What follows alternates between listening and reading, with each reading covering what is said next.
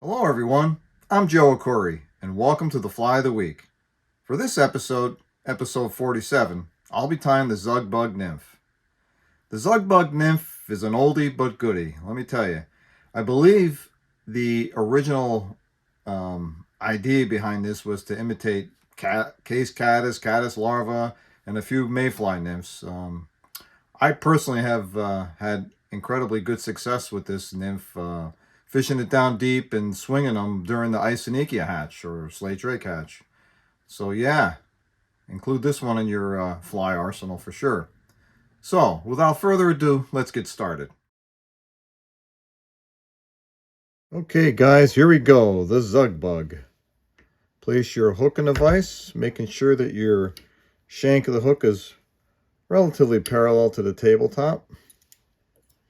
And begin covering the entire shank of the hook with thread, starting from behind the eye and wrapping back. Clip off your excess, and you want to find that sweet spot between where the curve of the hook and the shank meet. Right there. So, the Zug Bug. The Zug Bug was created by Cliff Zug back in the 30s, early 1930s, and I believe his intention was to create a fly that represented the case caddis or free swimming caddis and a handful of mayfly nymphs. I particularly had some decent success during the Isonychia hatch with this fly, fishing them deep and swinging them, and I had some good activity on representing this nymph during that hatch. So let's get started with this fly here. The first thing we're going to do is place the tail in. And the tail is made from the Peacock sword fibers. They're very short fibers compared to the Peacock eye fibers, or the Hearl. Both of which are going to be used for this fly, but the tail is made from the Peacock sword. So we're going to take 4 or 5 of these. I'd say 4 or 5 would be more than enough. I'm going to strip them off and make sure the alignment is pretty close. And the length of this tail is going to be equal to about the gap. I like to make it just a little bit longer than the gap of the hook. I'm sorry, yeah, the gap of the hook. And attach them right on top of the shank, just like so. They're curving up, down, and all over the place, but I don't think that's going to really matter. So the remainder of this excess can be wrapped up the shank of the hook. But don't crowd the eye. Clip off the excess as you get near the eye of the hook, and return your thread right up against the tails. Now, the next ingredient is going to be oval silver tinsel. I've seen this fly tied with fine Mallard tinsel and silver. I've seen it tied with crystal flash. I'm going to go with the oval silver tinsel. Attach that back right up against the tails. And the excess I'm just going to wrap up the shank of the hook. And then I'm going to return the thread back to the tails. Now, like I said earlier, the tails were made out of the Peacock sword feathers, which are short, stubby, really highly iridescent fibers.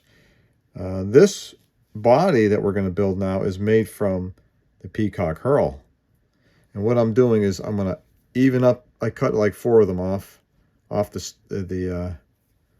stem of the feather, and I'm going to tie in the natural ends very carefully. They're a little brittle, but if you're careful enough, this will make really a nice tapered body for you.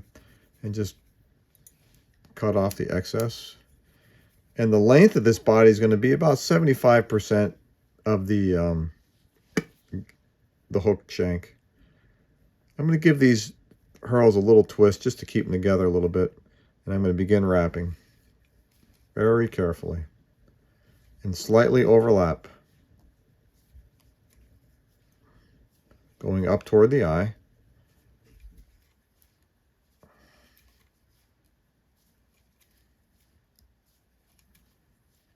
I'm taking my time, just a little further, maybe 3 more wraps. Okay, that's it, guys. I'm going to tie that off and secure that with about 6 wraps, 7 wraps. Clip off my excess. Very good. Now, let's review what we did. We tied in our tails, which is made out of the Peacock sword fibers. I think we put 5 of them in there. Then we tied in our oval silver tinsel. And then we started to make our body from the Peacock Hearl. Not the Peacock sword fibers, but the Hearl, right from the eye. Right below the eye, actually. All these fibers. Now, we're going to carefully take our oval silver tinsel and begin to put 6 or 7 equally spaced wraps throughout the body. There's 3, 4, 5, 6. Yep, 6 is going to do it. Now we're going to secure that carefully. A couple good wraps. Lock it in. Clip off your excess. Fly's starting to look good. Now we're going to make the collar. The collar is typically made from a brown hackle. The hackle fiber length should be equal to about 1.5 gaps to 2 gaps. I've seen this tied with brown partridge, other speckled henback feathers, and I'm going to stick with the old brown hackle. I selected a hackle with the appropriate hackle fiber length. I'm going to draw down the fibers, exposing the stem. And notice we have a curve to the feather, curving down over the fly or up and away. I like to tie them in, curving down and over. I'm going to secure that with 7 or 8 wraps. And I'm going to grab my hackle pliers and begin securing. Or I'm sorry, wrapping. I want 2 full good wraps. There's 1. There's 2. Lock that in.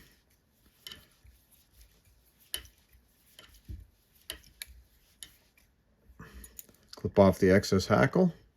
Clip off the stem. Comb these fibers back. Wrap a couple of wraps into the wrap hackle. That looks good. We got 1 wild one there. We can clip that off. Now, that's pretty much, looking pretty good, I'd say.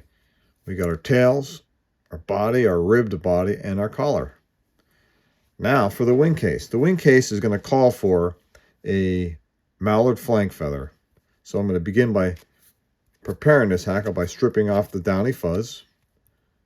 Going to go up a little higher, making sure that we got the fibers pretty much evened out here. I'm going to go a little higher even. I'm liking what I see up above that. Nice symmetry there.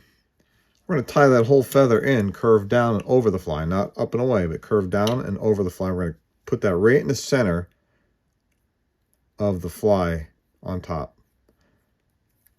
You can pull on the stem to give it a little tug. Lock it in. Clip off your excess stem. Make sure it's centered. I gave it a little bit too much of a pull there. Let's try that again. Let's get some of that thread off there so we don't get too bulky of a head. I got overzealous there by pulling on that. There we go. Tie that in. And now, I'm going to try it again. Push up the excess stem. Now you're going to cut this without cutting your collar. Straight across. About 1/4 inch long. That's it. Tie your finishing knot.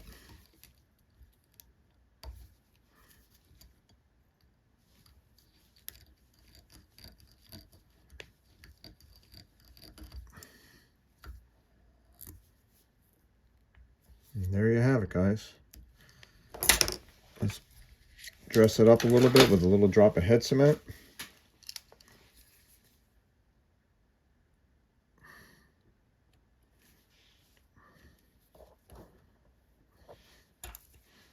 Looking for any stray hackle fibers that aren't cooperating with the rest of the group. There was one. And there you have it, the Zug Bug. Great little pattern. It works fairly well for certain mayfly hatches and case caddis and free swimming caddis. Thank you for watching the fly of the week, and looking forward to seeing you in the next episode. Tight lines, guys.